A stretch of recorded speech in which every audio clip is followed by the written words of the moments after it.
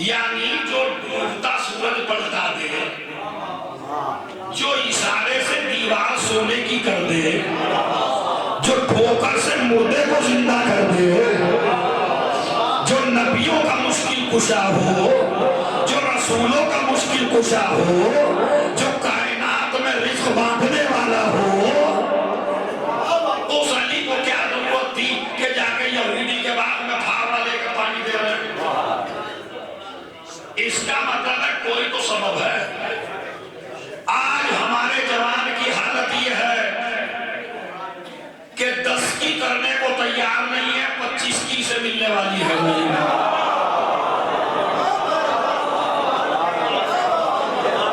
कोई काम छोटा बड़ा नहीं होता। आप इस काम को कितना ऊंचा समझते हैं? एक यहूदी और एक शियों का इमाम जो पैदा भी काबे में हुआ, वो जाके पानी दे रहा है यहूदी के बाग में। इससे बड़ा इस्लाह का पहलू कोई है नहीं। मेरे मौला ने तुम जवानों को मजदूरी करके एक बात बताई, अगर तुझे मजदूरी करते हुए शर्म आने लगे तो ये सोच के कर लेना मेरे मौला ने किया।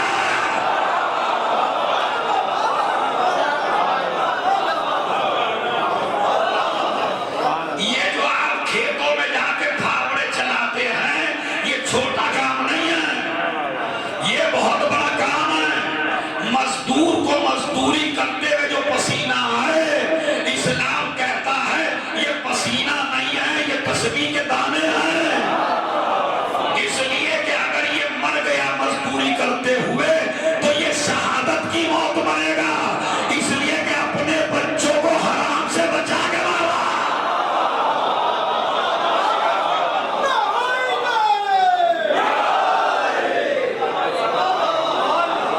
और अब सुनिए, ताकि ये यादगार मजलिस हो जाए, मौला क्या जरूरत है यहूदी के बाग में पानी देने की? का अपने शिया जवानों को बताना चाहता हूँ, मजदूरी ऐब नहीं है, भीख मांगना है।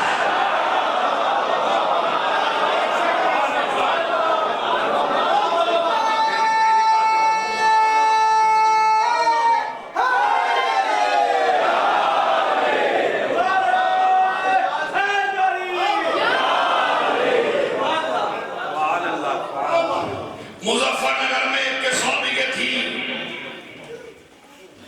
उसकी बेटी ने ससुराल में काम करके ही नहीं दिया।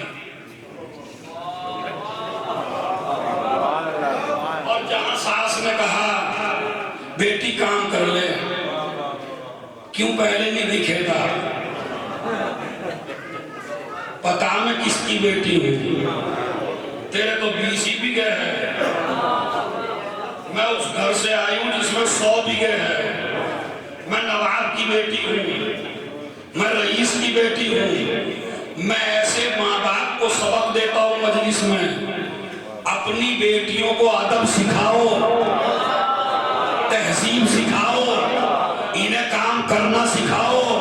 और ये माइंड में नहीं रखना मैं तो नवाब हूँ, मेरी बेटी क्यों काम करे। और तू चाहे जितना बड़ा नवाब सही, नबी से बड़ा नवाब नहीं है। अब ताकि तुम्हारा हाथ नीचे का ना हो, अगर रसूल की बेटी काम कर सकती है,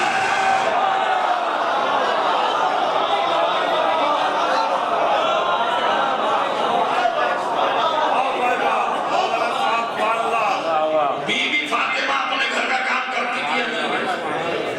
दूर से बोलिए। अच्छा मेरी आवाज भी जाती है। सलवात पढ़ना।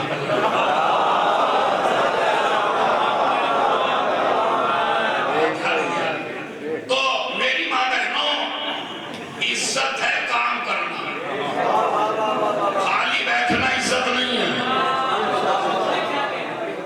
इसलिए कि हर औरत का कमाल यही है कि वो जो अपने अब्बा के देखना चाहती है, वो अपने शौहर के भी देखना चाहती है। इसीलिए रिश्ते बराबर में कर दिया करो भाई, ताकि तलाक की नौबत ना आए। या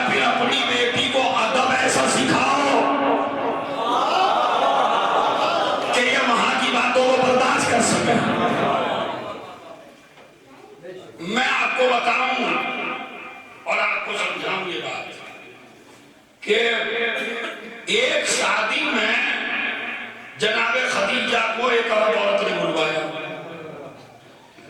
उस वक्त बीबी खदीजा की दौलत सारी खत्म हो चुकी थी, अकेली बैठी हैं आराम से। रसूल आए, क्या बात है खदीजा, चेहरा लटका हुआ क्यों है? कहा एक शादी में बुलवाया है, बड़े रईसों की शादी है। हाय मेरे पास तो एक हार भी नहीं है, और मेरी तो छोड़िए या नबी अल्लाह, ये मेरी बेटी फातिमा है, इसके पास भी एक हार नहीं है जो पहना के ले जाऊं। भाई इससे बड़ा कसम खा के बताइएगा 9 दिन में ऐसा पढ़ा या नहीं पढ़ा किसी ने, वरना फिर मैं आपको बताऊंगा। बीबी का जवाब सुनिए, मुझे दाद नहीं देनी, मेरी तो औकात ही कुछ नहीं है दाद देनी बीबी को। जैसे ही माँ के चेहरे को देखा परेशान, मेरी बेटी पे जेवर नहीं है, तो पता क्या कहा, अम्मा परेशान क्यों होती हो? क्या मेरे बाबा की हदीस नहीं सुनी, औरत का जेवर उसका किरदार है।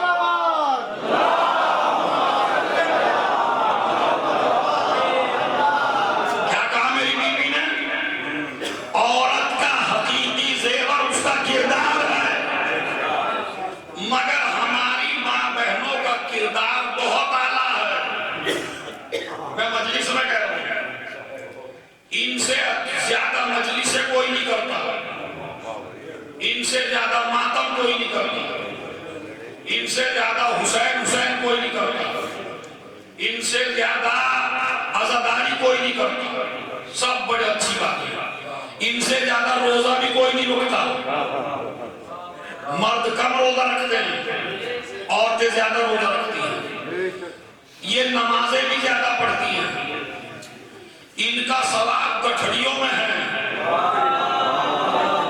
और हमारा सवाब तो इतना सा है,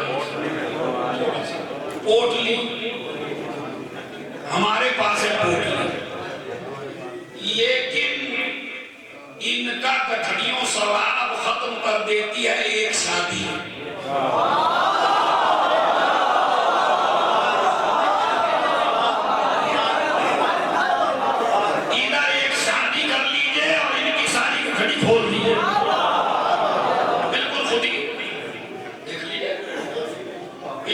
शादी में जो सज के संवर के, मैं ये नहीं कहता सजिए संवरिए नहीं, मगर मैं ये कहता हूं कि भाई ऐसी शादी में सज के जाओ जिसमें तुम्हारा पर्दा महफूज हो,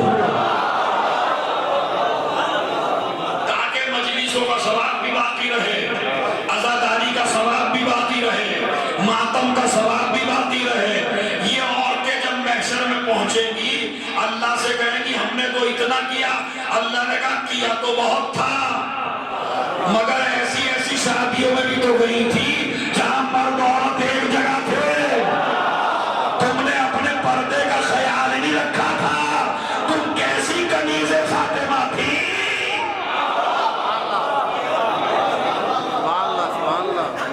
अब ये अज़ाब में मुब्तला होगा वो शादी कराने वाला, इसलिए कि ये सारी चिपटेगी फिर उसे। अब पता नहीं कौन कौन से पोषण देंगी वहां, कम वक्त इससे तो ना बुलाता हमें ऐसी शादी में, जितना सवाब था तेरी एक शादी में सारा खत्म हो गया हमारा। कम से कम जब तूने मैरिज हाल किया था तो औरतों का हाल अलग कर देता, मर्दों का हाल अलग कर देता, कम से कम हमारा पर्दा तो महफूज रहता। एक शादी की तो अच्छा ऐसा नहीं कि शादी में नहीं जाना चाहिए, नहीं जाना चाहिए, बिल्कुल जाइए, आपका हक है शादियों में। अगर हम ना जाएंगे तो क्या कौन आएगा फिर? बिल्कुल जाना चाहिए।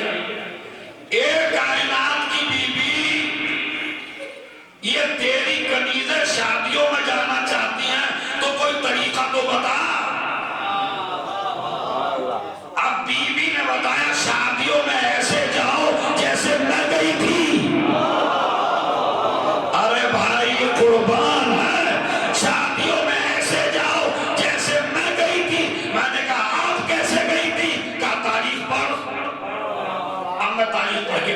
देखिए यहूदी नबी के पास आके कहने लगे कि अपनी बेटी फातिमा को हमारे घर शादी में भेजिए। अब अगर यहां भी बिहारी में भी कुछ लोग आए बाप के पास और आके कहने लगे अपनी बेटी को शादी में भेज दीजिए, तो अब्बा तो फूल जाते हैं। मेरे पास आए, इन्होंने जहमत नहीं की शौहर से पूछने की, क्योंकि अब्बा जो है, मगर रसूल ने देखिए कितना दीन सिखाया। जैसे ही उन्होंने कहा अपनी बेटी को शादी में भेजिए, तो रसूल ने कहा मैं इजाजत नहीं दे सकता, इस वक्त फातिमा मेरे इख्तियार में नहीं है, जाके उसके शौहर अली से इजाजत लो, क्योंकि बीवी के ऊपर शौहर हाकिम है। तो इसका मतलब है भाइयों और जो बाप हो, कभी भी अपनी विलायत को गलत इस्तेमाल नहीं करना। और तुम्हारा क्या हक है, मगर यहाँ तो मुकदमे चल जाते इस बात पे। और जब हमने कहा था तो क्यों नहीं गई, अरे हमारी बेटी पहले है, तेरी बीवी बाद में है। ये वो जाहिल बाप है जिसे शरीयत नहीं आती, जिसे दीन नहीं आता। जब तक तेरी बेटी थी, तेरी विलायत थी, अब ये किसी की सौजा है। वो सारे आए अली के पास, या अली अपनी सौजा को भेज दीजिए। ठीक है आएंगे। बीबी ने कहा अली अबुल हसन, हमारा सारा जेवर तो हमारे पास है नहीं, और वहां देखिए ये भी दलील है कि सजना संवरना जायज है, ये भी दलील है कि जेवर पहनना जायज है, ये भी दलील है कि औरत का श्रृंगार करना जायज है। और अबुल हसन उन्होंने मुझे तौहीन के लिए बुलाया है, इसलिए कि एक से एक चमक दमक के साथ सेवर के साथ आएगी और तौहीन करेगी मेरी। मेरे मौला ने कहा तो इंतजाम करो। ज़हरा मुसल्ले में बैठी, परवरदिगार इज्जतों का मालिक तू है। एक फरिश्ता जन्नत के जेवर लेके आया, एक ही हीरा ऐसा था कि पूरी कायनात की दौलत एक तरफ, उस हीरे की कीमत एक तरफ। मेरी बीवी पहन के चली, जो औरतें जलील करने के लिए आई थी, उनकी नजर जैसे ही उस हार के ऊपर पड़ी, सारी की सारी सजदे में गिर गई। ज़हरा ने बता दिया शादी में ईमान बर्बाद करके ना आना, लोगों का ईमान बचा गया।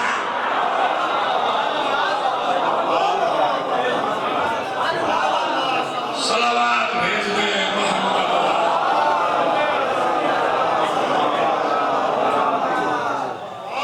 समझे आप ये नहीं समझे?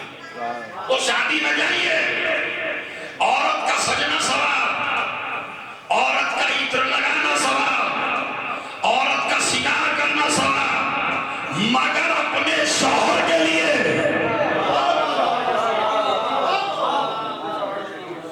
जब कोई औरत सज धज के गैरों की महफिल में जाती है, तो जितने कदम जमीन पे रखती है, अल्लाह के फरिश्ते इस पे लानतें करते हैं।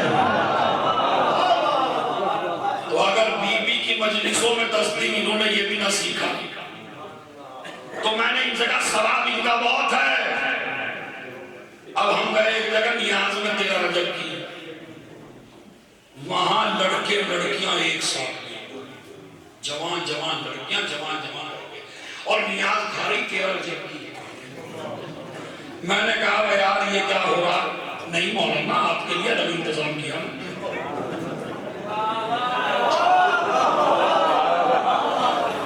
आप थोड़े ना खाएंगे? मैंने कहा नहीं, मैं भी यही खाऊंगा। अकेला मौलवी ही मर्द है क्या भाई? नहीं, इनको ले ये होता नहीं होता, ये मौलवी साहब। इसी तरह हमारे यहाँ शादियों में होता, बेपर्दगी हो रही है मगर आप में से चालाक आदमी मौलवी को बचा के ले जाएंगे। अब ये यूं चक्कर काट के अपने आप को धोखा दे रहा है या मौलवी को धोखा दे रहा है? कब तक इन झूठी चीजों में जिंदगी गुजारोगे? हमें खुश करने के लिए काम न करो, उसकी रज़ा के लिए काम करो। आले मोहम्मद की खुशनूदी के लिए काम करो, आले मोहम्मद की रज़ा के लिए काम करो। शादी के साथ मेहर,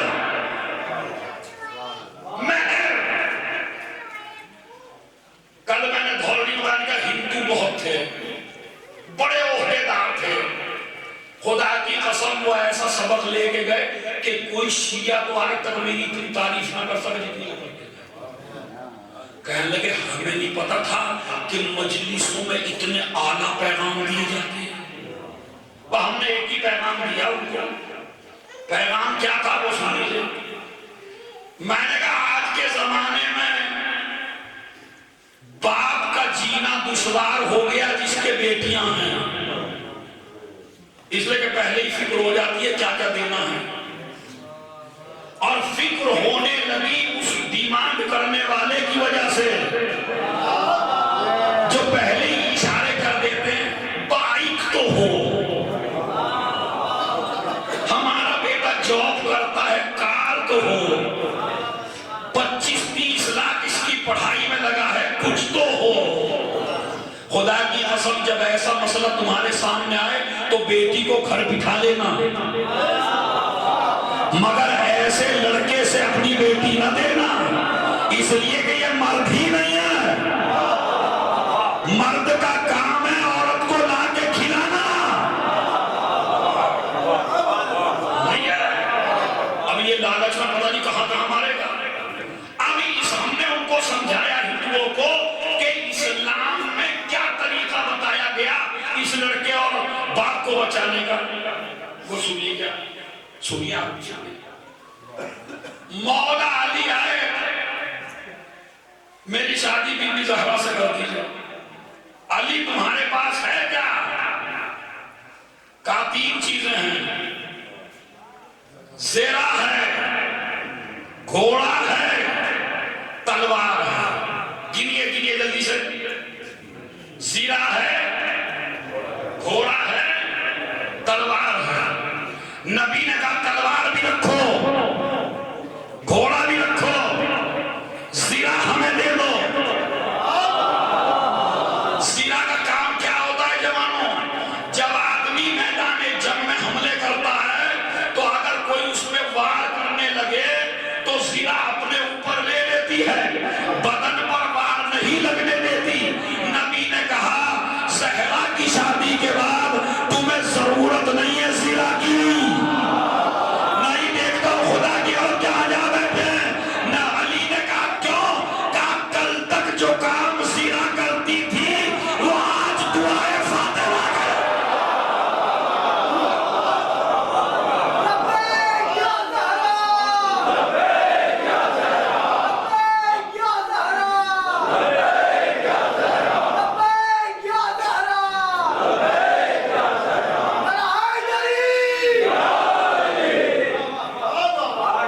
अब जिस पे वो इंप्रेस हुए वो सुन लीजिए।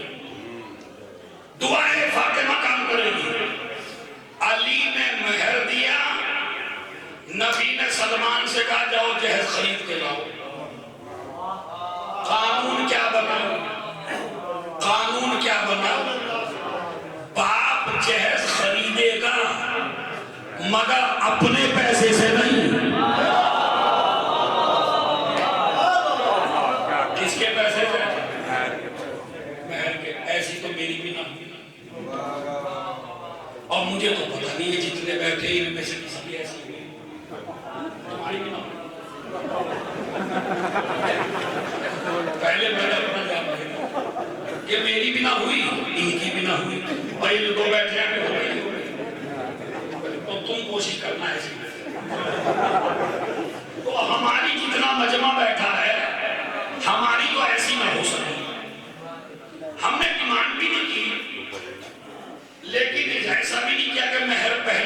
दिया हो और फिर जहेज खरीदा गया हो। तो इसका मतलब हम जितने भी बैठे हैं हमारी शादी अली के तरीके पे नहीं हुई। अब इस पे क्यों दाग दोगे, तो अपने पे चिपक रही भाई। सलावत पढ़े मोहम्मद। इत्तफाक की बात है, मेरे पे भी चिपक गई। जितने भी मजलिस में बैठे सब पे चिपक गई। होना भी चाहिए ताकि आगे वालों को तो शौक आए, हमारी तो किसी हो गई।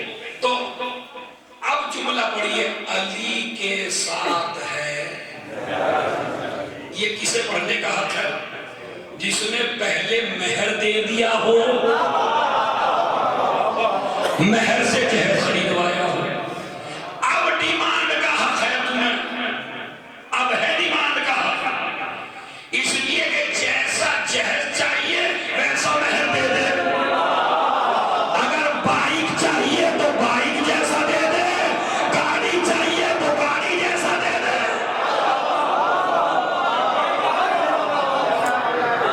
खुदा की कसम को ऐसे चूमने लगे, कहने लगे आज तक ऐसा हमने किसी मजहब में नहीं देखा कि जिसने इतना बचावा किया हो कि लड़का मेहर दे, उससे जहर खरीदा जाए और फिर दिया जाए। उसके बाद शादी हो गई।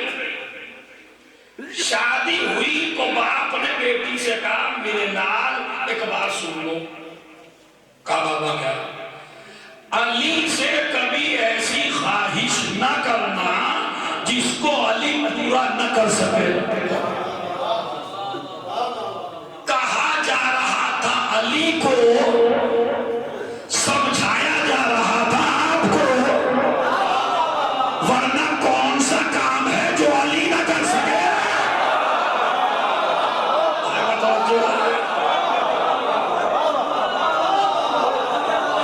सलावत भेज दे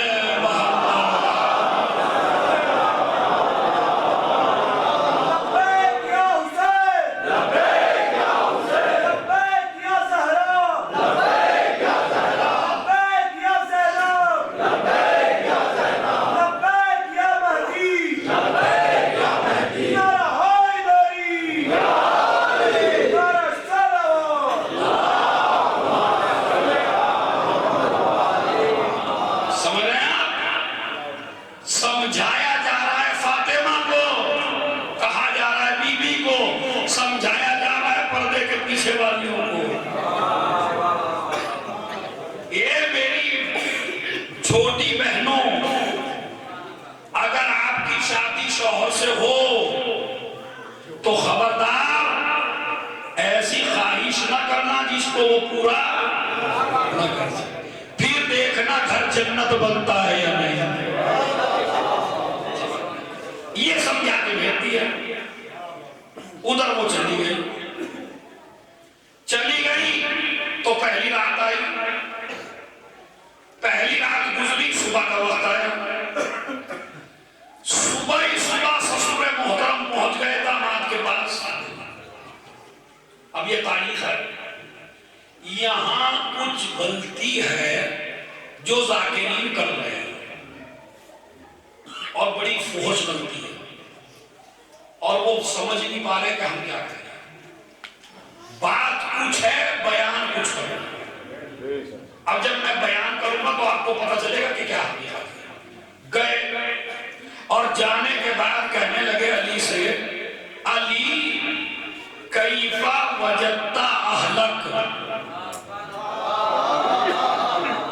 सुन लीजिए पहले, वाहवा तो इंशाअल्लाह एक एक आदमी करेगा, सुभान अल्लाह, इसलिए कि बहुत बड़ी बात है, मगर सुन लीजिए भाई जवान।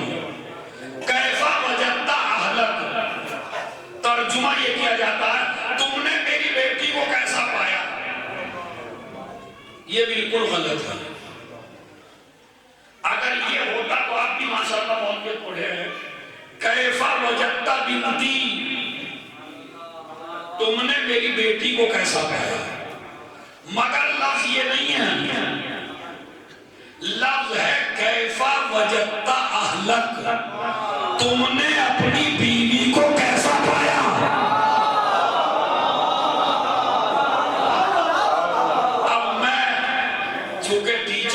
समझाने की कोशिश कर सकता हूं दोनों में फर्क क्या है।